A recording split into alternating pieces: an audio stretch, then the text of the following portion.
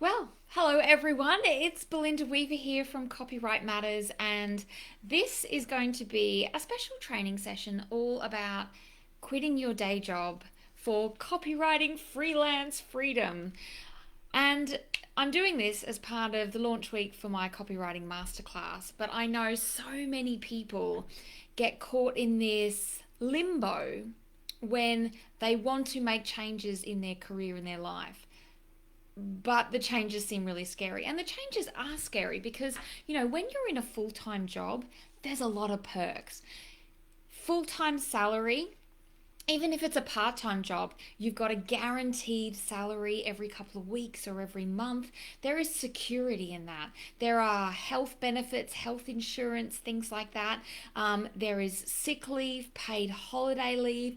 Sure, you have to put up with the people in the office, but in terms of finances and security around those finances, having a full-time job really takes the pressure off. But sometimes that job kills us slowly inside too. On the other hand, there is this whole world of freelancing. And while that sounds like career control, freedom, the life you want to live, we usually see people working on laptops at the beach. That's a lie. But with that idea of freelancing comes the idea of feast and famine, where you got a lot of work and then you got no work, or that you have to accept really low paid jobs and claw your way out of the kind of the content pit in order to make a go of it. And that's not necessarily true, and we're going to dig into that in a little while. But this is what leaves people in limbo a lot of the time. Do I keep the security, the financial security, the job security, the life security, and possibly unhappiness? Or do I take a leap and potentially destroy my life? Right, that's a bit dramatic, but that is the risk. Whenever I'm making a big decision, my husband and I sit down and we say, what could possibly go wrong? What are all the things that could go wrong? What is the worst case scenario? Are we happy with that? Can we plan for that? Then push on. And the worst case scenario can be unhappiness, poverty, not great results, but the payoff is definitely there as well. When you make the leap out of a job that you don't like into the world of freelancing, doing something that you love, it's incredible. When I found out copywriting was a thing, I couldn't go back. I couldn't keep doing a job that I hated once I figured out what it is that I was meant to be doing. And I don't mean all like woo-woo, this is what I'm meant to be doing, but I really bloody loved it. And as the years have gone by, turns out I'm okay at it, right? So career control is a payoff where you make the decisions about what you're going to do with your career and your life. With that comes a lot of flexibility as well. You can make choices about where you go and when you go. And for some of us, that's really just being able to take long lunches or run errands in the middle of the day or put washing on, or more meaningfully, be there when our kids need us. Be there for school pickup, being able to go to the sports day and all that kind of stuff. Like, that's the kind of flexibility that most jobs do not give you. And then there is the idea of financial strength.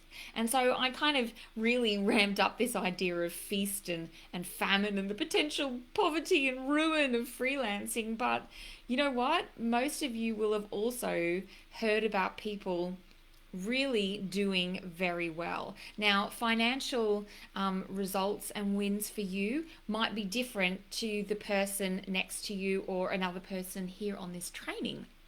So, it's very easy to go, to be successful, we need to earn six figures, and if we're not earning six figures, then we're an abysmal failure. But that's not the case. But the point I'm trying to make is, when you do well at freelancing, when you become a business owner of your own business and you invest in learning the skills you need to make it a success, then it will be. And with that comes career control, flexibility, and the financial rewards as well. So there's a lot there to appeal to this idea of freelancing, not working on the beach, but being able to work when and how you want and earn enough to pay for your life as well, whatever that number is.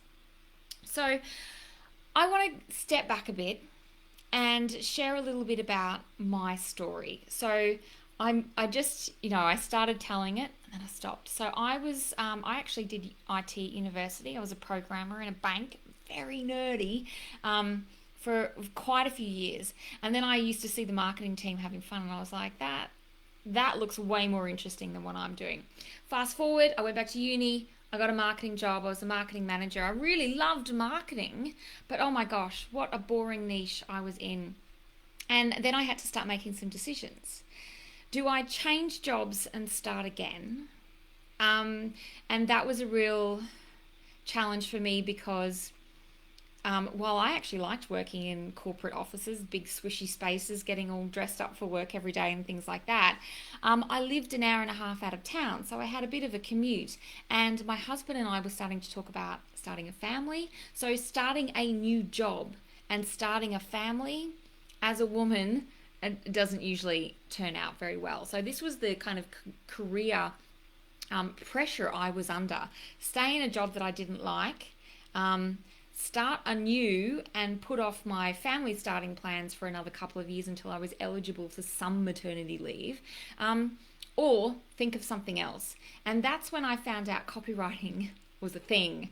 Now, I worked in marketing and I didn't know copywriting was a thing. I wrote copy all the time, but copywriting isn't something you're taught about in theoretical marketing land. So when I found out about copywriting, as I said, it was a fire in my belly. I couldn't think about anything else. I knew this is what I wanted to do because writing copy was my favorite part of the job. Now, so I would love to know, if you're watching this, have you had that moment where you're going, this is what I want to do and I cannot let it go anymore? Because I personally think that once you discover that thing, you have to pursue it. Because I've known so many people across my working career, especially in the IT world, when I was a young, fresh-faced programmer working amongst a lot of older dudes, and they were talking about, like, when my husband moved to the UK, so many people said, I would love to do that, but I can't. I've got to stay in this job because I've got school fees and mortgages to pay and all those other things. And I'm not saying they were right or they were wrong, but working in a job where you're not happy, feeling that pressure that you can't move out of it, it's not a great feeling. But the opposite can sometimes seem so scary that we just stay in our safe zone. For me, it's been moving overseas. Moved from Australia to England, lived in England for a couple of years, moved back to Australia, moved to a different part of Australia than I grew up, lived there for a couple of years. Now we moved to the States. Now we're in California. Didn't know anyone here either. That kind of changing, big changes, big life changes can be too much for a lot of people.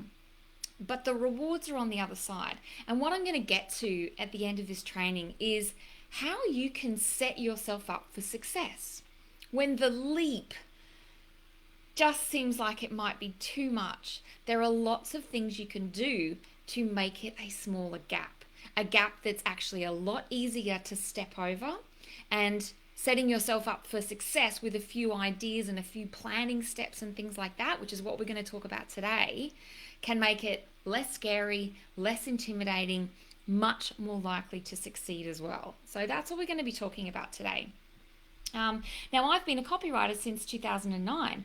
After I found out copywriting was a thing, I actually went back to the office, signed up to the copywriting course that the speaker I'd just listened to was promoting, right? So I was like, I know I'm writing copy all the time, but now I've actually just discovered that there's a lot more to this than I thought. I was just writing on instinct, thinking I was pretty good at it. But my eyes had been opened to the fact that there is science and craft and process and technique behind copywriting. So first thing I did was sign up to this course. Then I registered my business on the side as well. I knew I wasn't going to do anything with it for a little while, but I just registered it. And that was a step that switched me over into a copywriter mindset. So I learned at work. I learned while I earned. I did a lot of things while getting that paycheck still coming in. I also, bonus tip for you all, got my boss to pay for the course, right? So I pitched it as a course that was really essential to my daily tasks. The company paid for it, so I got to learn at work, paid for by work. But I learned while I earned, so that's the big thing. Then, as I mentioned, I shifted into a copywriter mindset. And what I mean by that is I started to think of myself as a copywriter. So all the copy I was writing at my work, I treated as a client project. Now, I was in marketing, so I was writing brochures and email campaigns and direct mail letters. Had no idea what I was doing before I started learning. But once I started learning the techniques of copywriting, I started applying them in everything I was doing. Even emails, internal emails, I would think about the subject line. I would plan what I wanted to say. I would think about formatting and subheads and editing and all the things in the craft that I was learning. Benefit focused copy, what's in it for me? I applied that to every single copywriting project that I was doing at work. So I was really applying it, but also that copywriter mindset. I was starting to think about myself as a copywriter. And I feel this is a big block for a lot of people. It's a big challenge where you're going, oh, it's just my side gig. Oh, it's just something I do to help out friends. Oh, it's something I really want to do. So there's a really important step that needs to be made where you start going, I am on my way to becoming a copywriter, or I am a copywriter at the beginning, right? You've got to start telling yourself that you are a copywriter, because if you can't tell the world you're a copywriter, why would they think you're a copywriter? But that's really difficult at the beginning. So learn while I earned, started practicing at every opportunity in all the copy that I was writing at work. I also started my marketing. So I registered my business. I didn't have money for logos, and I didn't know enough about, you know, all the questions that a good copywriter asks you are the same good questions that a graphic designer asks you. And it's all about your core values and your brand ethos and the brand personality and the why behind what you're doing. And I just didn't have the answers to that because I was still figuring it out. So that didn't stop me. What I did with my marketing, I mean, it was back in the day when social media was a lot less crowded. So I started sharing tips, and it was basically what I was learning to establish myself as a subject matter expert. I wanted to be a copywriter people knew, so I started talking about copywriting on social media. I started sharing articles from other copywriters and saying what I found interesting, right? I just started sharing content that associated me with the topic of copywriting. But more than that, and this is, I didn't get on Instagram and Canva wasn't around and I wasn't doing picture perfect branding. What I started doing that really started bringing business in to me was I started introducing myself to the people I thought who could refer work to me. Now, the easy groups of people are the people who share customers with us, graphic designers, website designers, right? They have projects that they get to their client and they say, so, design's all done, where's the copy? And the clients go, the what? The what now? Right? So those are businesses who need copywriters to help their clients as well.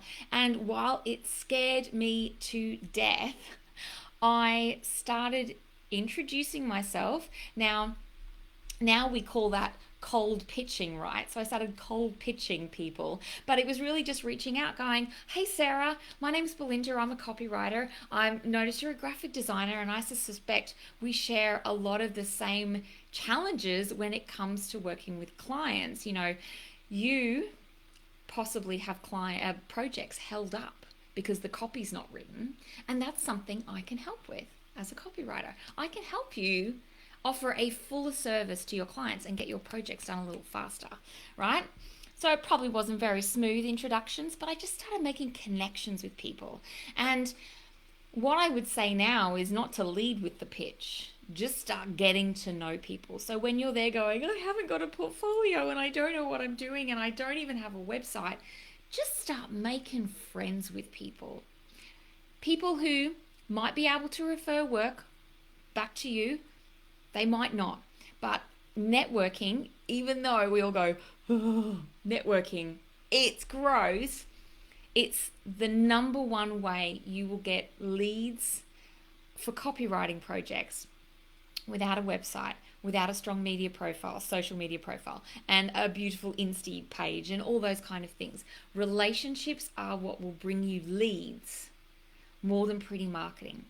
So that is the third thing I really started focusing on, is making connections. I started going to networking events. But I made friends, I made business buddies, and I got work, right? So the three things I've talked about so far that I did. I signed up to a course and I learned while I earned. I started practicing writing copy in my job as much as possible, and I started thinking of myself as a copywriter. I started making connections with people in the biz. And at the time, I was hoping they could send me work, but networking and relationship building is just all about making friends with people, right? And they will deliver more leads than a pretty Instagram page. And then the last part of the things I started learning while I was earning is how to run a freaking business. I'd worked in corporate all my life. I didn't know how to run a business. I didn't know how to do tax. I did accounting at high school, but I didn't know about cash and accrual and how much tax I needed to pay and GST, and more than that, how do I actually onboard clients? How do I get clients? Like, getting clients I could do. That was my marketing. That's what I did. But then how do I talk to them? And then how do I deliver the copy? And then what do I do after the project's done? And when do I invoice, right? So this is a lot of stuff that I just hit Google hard, made sure I understood my tax obligations, my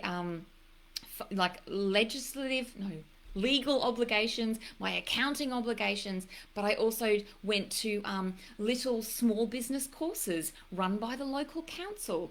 I wanted to find out everything I could know about running a small business. And that's another I'm talking about being a freelancer, but I describe myself as a business owner, and I know many freelancers do the same. So all these things I did while I had the security of a paycheck coming in. I mean, I was doing my job in my sleep. When leads started coming in, a lot of this stuff I was doing at night, on the weekend. It was basically, I worked 2 jobs, but I didn't mind because I could see what I was doing on the side was really gaining momentum. So, they're the 4 things. Learn while you earn, practice copywriting whenever you can, in everything you do, and start to think about yourself as a copywriter. Start making connections, join communities, introduce yourself to people and start making friends with graphic designers and website designers and small business groups and things like that, and other copywriters too, by the way. I outsource all the leads that come in to me to my Confident Copywriting group. So copywriters are a huge source of work. Make connections, make friends, find your business buddies, find your crew.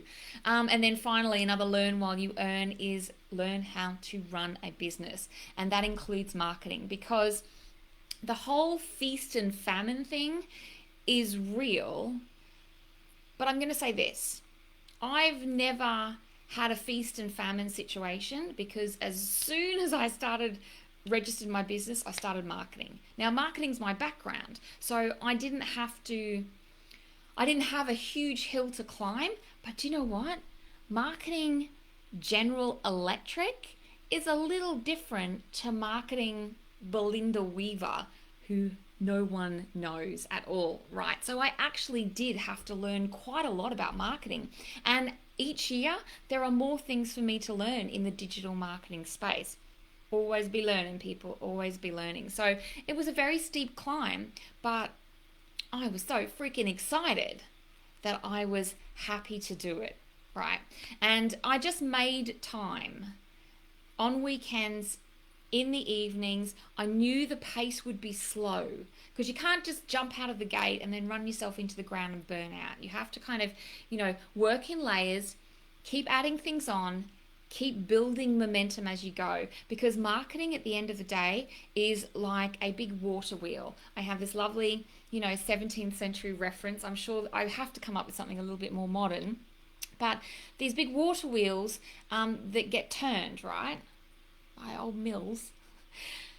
Once they've got momentum, I'm going to stop doing that in case you get dizzy. Once they're going and once there's momentum, it requires very little effort to keep it going.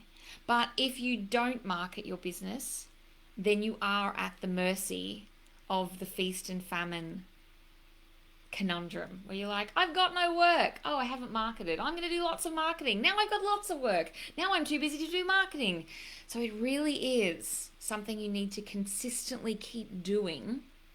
And marketing will be the number one determinant of how successful your business is, aside from your writing, of course. So they are the things I did while I was still getting a paycheck to build the momentum of my business. And then I decided to quit. But I didn't really just decide to quit. I had an idea that when my copywriting income was pretty close to my monthly salary, that was when I knew it was time to go. It wasn't a very high paid job, so the bar wasn't very high. But what the point I'm going to make is that I had a moment. When I get to this point, then I am out. So I knew the marker that I had to reach. And the marker for me about having that income was about my lead generation. Because I knew that when I had regular leads coming in, even if I was only doing one project at a time, because I could only work on evenings and weekends and lunch hours, and maybe a few other times as well. But if I was getting people finding me and asking me to do their work and being consistently happy with the work I was doing, then I knew my marketing was working. And that was a huge indicator that if I had more time, I could get more work. So that is one of the big signs of when you need to take the leap. When you are getting regular leads into your business, it might not be that many, but they are regular, because that means the proof of concept of your marketing strategy is working. And if you're doing it once at a time and then once at a time and then once at a time and once at a time, then you can do it on a bigger scale when you have more time, right? Now, another way to prepare to leave, apart from knowing what it is you're going to, like what is the marker of when you're going to leave in terms of leads coming in, is having a safety net. Now, what a lot of people find useful is just saying, I quit, and having the financial pressure needed to kick their butt into action. That idea terrifies me. So if that's what you need to do to get things going and squish everything into a small time frame, do that. If you want it to be a bit less stressful, do all the prep work while you're earning. Set a benchmark or a milestone of when you are going to leave. And for me, that was about lead generation, having regular work coming in over and over again. Then you can also create a safety net of having 3 months' wages just sitting in a bank account in case you don't fire out of the cannon with loads of clients waiting to waiting to sign you up, because we got bills to pay. Yeah. So having a financial safety net in terms of 3 months salary can just make it all a bit less stressful.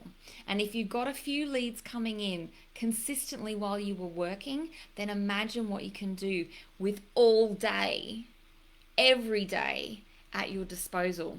Now, that does, of course, raise the challenge of work-life balance, but that is for another story. So the tips that I've talked about so far: learning while you're earning. So for me, that was signing up to a copywriting course and learning how to run a small business while I was getting a paycheck. Practicing the copy whenever I could in everything that I did, and talking about myself as a copywriter to myself. So there's a real big mindset piece to that. And starting to make friends in the business, networking and marketing, making connections, building relationships, meeting people, and introducing myself as a copywriter, getting known as a copywriter who was available to take some work. Now, these aren't actually, one thing I didn't mention is not just business networks. Tell all your friends, tell all your family, tell everyone you know that you are a copywriter and you are available to help small and medium-sized business nail their marketing, if that's who you want to work with, by the way. But you have to tell people that you're a copywriter if you want to get copywriting work. And those first few gigs, I don't know many copywriters who can't say, my first project came from a friend, an old colleague, someone I met at a party. It's really surprising where work can come from if you tell the world that you're available as a copywriter. Now, when I actually left, what I did is I put together a presentation for my boss. I didn't go through the office throwing papers going, "See you later, losers." In my heart, I did. But I put together a presentation and I booked a meeting with the MD, and I said, I've got a proposition for you. I can save this company $20,000 on their marketing expenses without interrupting the marketing. He was like, I'm listening. And it was basically, I outlined the work I did that was valuable and the work I did that was not valuable, because everyone has a part of their job which is not their area of expertise. And I had a lot of parts of my job like that, organizing the Christmas party, organizing the team building. There was, mooching in the lunchroom.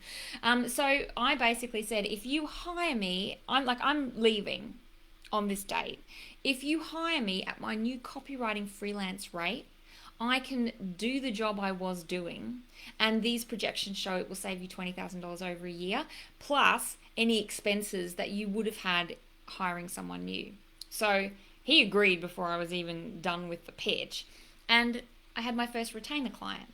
So I not only had work trickling in from the relationships that I'd been making with people and the marketing that I'd started doing, definitely in the faking it till you make it stage of my business, but I essentially kept a big chunk of my full-time salary with this retainer client, which, I didn't even think of it as a retainer client at that point. I just knew I could keep writing their copy and keep planning their marketing in my sleep, and it would be easy work, and it would take some of the financial pressure off that leap. So you can see what I mean with each of these planning and preparation stages close the gap. So the leap to leaving your full-time work to getting to where you want to go isn't quite so big anymore, and it's not quite so dangerous, and it's not quite so impossible. And then when you have your 3-month safety net, you've really got less and less to lose and more to gain. And, pitching your work to the boss as you're walking out, not literally as you're walking out, you want them to give them some time to think about it. So many copywriters have bagged their boss as a retainer, just like I have. It works, and you've got nothing to lose by suggesting it. Even if it's only an interim solution for them, it's a good solution. So keep that one in your bank as well. So that's the 2 ideas on when to quit. Like, we've got 4 tips on preparing to quit. The 2 ways you know it's time to quit is when you have your 3-month safety net, and also when you're getting regular leads in because you've already been marketing. Because if you can do it in a small amount of time, imagine what you can do with a lot more time. More time, more marketing, more work. And of course, get your boss to pay for a course and get them as a retainer on the way out. Super tips there. So just before I wrap up, I'm going to quickly check to see if there are any comments here. Let me know what you're thinking, how you're finding this, any big kind of moments that have dropped out so far.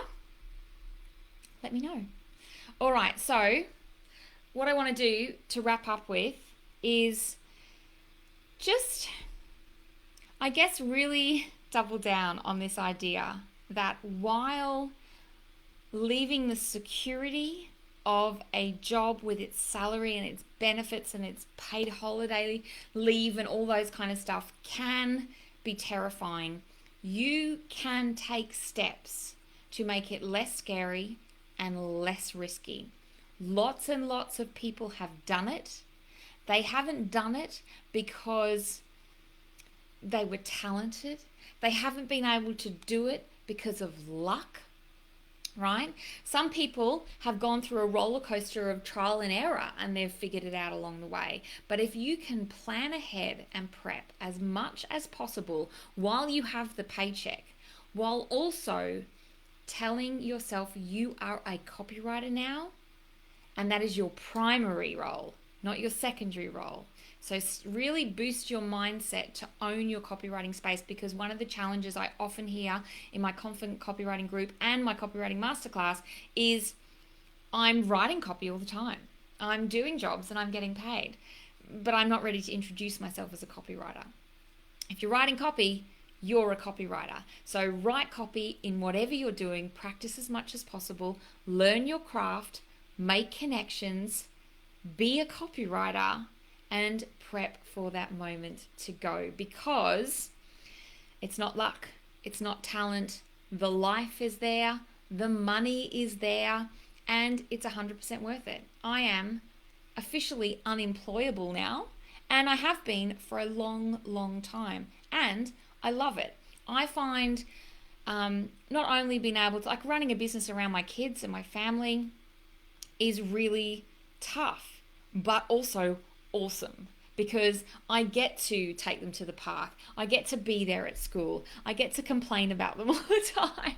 But I love taking courses that teach me new things. I love what's happening in digital marketing and figuring out how I can apply it to my business.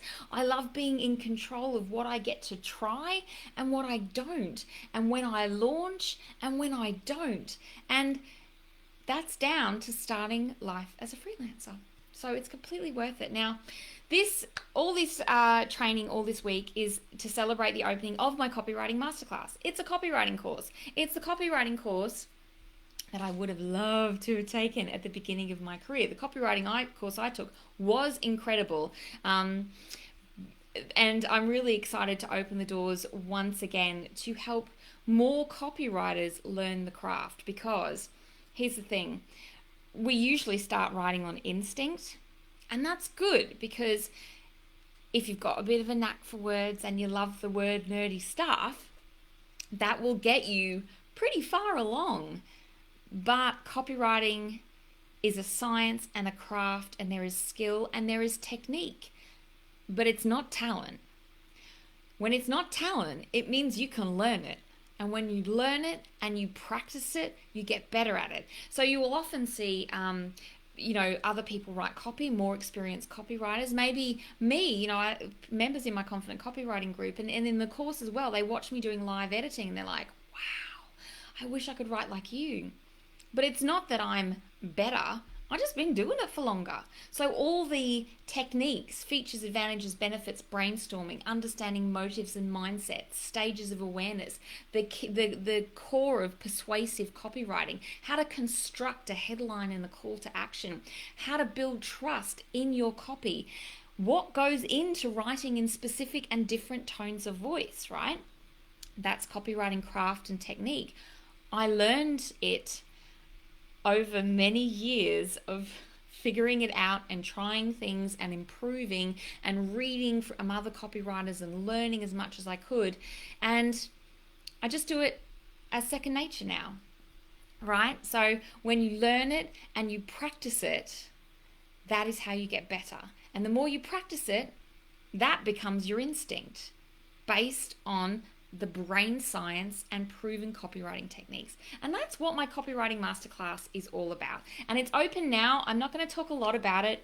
It's 3 modules, coaching calls every week for 12 weeks where we work through some lessons and then we have a call at the end of the week. There are worksheets that you submit and you get feedback from me, and that is how you get better. So I don't leave you to learn in a vacuum. You learn the work, you do the work, you get feedback on the work, and you come out a better copywriter and a more confident copywriter as well. So 3 modules, 12 weeks of calls. There's 30 plus lessons in there, all really short. But this is really about implementation. You're not left hanging. I do my best. You show up on the course, I show up on the course, and I give and give and give because I want you to have a head start in your copywriting career. I want you to be a good copywriter because there is more than enough work for copywriters who give a shit about how good their copywriting is. And if you give a shit about that, then you will want to, at some point, invest in learning your craft. It was my first step, and it made me feel a hell of a lot more confident about what it is I was doing. So it's open all week from August the 3rd to August the 9th. There's a link in the comments. If you have any questions about the course, reach out to me. I'm going to quickly check if there's any questions about this training. Oh, Ashley has said the onboarding process has been my sticking point. For sure, I've found that processes have been the number one reason I feel insecure in making the leap. Oh, if you haven't listened to the Hot Copy podcast before, Ashley, check it out. Kate and I bang on about processes all the time. And really, this is what my Copywriting Masterclass is about.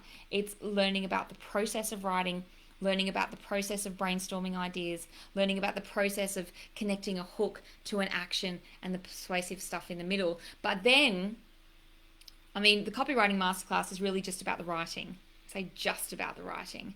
My Confident Copywriting group is about building the business, and that is doubling down on process, because the thing about processes and techniques in all their forms is that you don't have to remember how to do it every time. You have a framework that you work through, and that's how you deliver consistent results a lot faster and a lot more easily. It's a lot less stressful. Huge fan of processes. Oh, Melanie says, I love the guidelines you gave. 3 months safety net and leads indicated replacement of your salary. Yes, 100% it. So yes, you said this is kind of being my plan, but I haven't made it as specific as that. Make it specific, because how do you know when it's time to go if you haven't really clearly specified this is when I'm going to go? And that's when people can find themselves in a job that they hate for a lot longer than they ever planned. All right, I've got some great takeaways in there. Excellent. All right, so I'm just going to pop over here to see if there's any more questions, and then I will say cheerio, because I've got some more training happening, and later this week, so today's Monday, on Tuesday I'm going to be talking to Erin Anthony, a recent graduate of the Copywriting Masterclass, about her experience.